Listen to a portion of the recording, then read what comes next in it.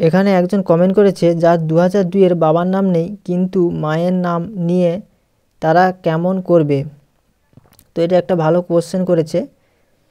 তো এর জন্য আপনাকে 2002 এর লিস্টটি একবার দেখে নিতে হবে। কিভাবে লিস্ট ডাউনলোড করতে হয় ভিডিও দেওয়া আছে চ্যানেলে, গিয়ে দেখে নিন কীভাবে 2002 এর লিস্ট ডাউনলোড করতে হয়।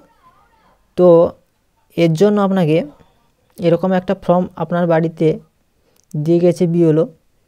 তো উপরের দিকটা সবাই জানেন কিভাবে ফিল আপ করতে হয় আশা করছি। উপরে এখানে দেবেন ডেট অফ বার্থ, এখানে দেবেন ডেট অফ বার্থ, তারপরে দেবেন আধার কার্ড নম্বর।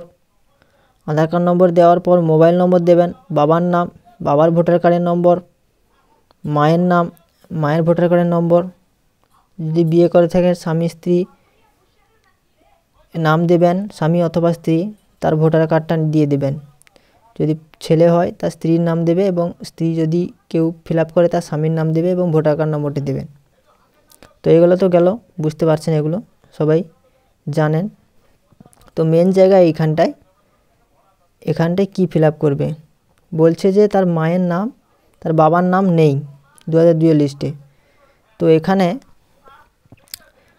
আপনি দেবেন মায়ের নাম, তারপরে মায়ের এপিক কার্ডের নম্বর, আত্মীয়ের জায়গায় স্বামীর নাম দেবেন, এবং এইটা একবার দেখে নেবেন 2002 এর লিস্টটি ওখানে কার নাম আছে আত্মীয়ের জায়গায়।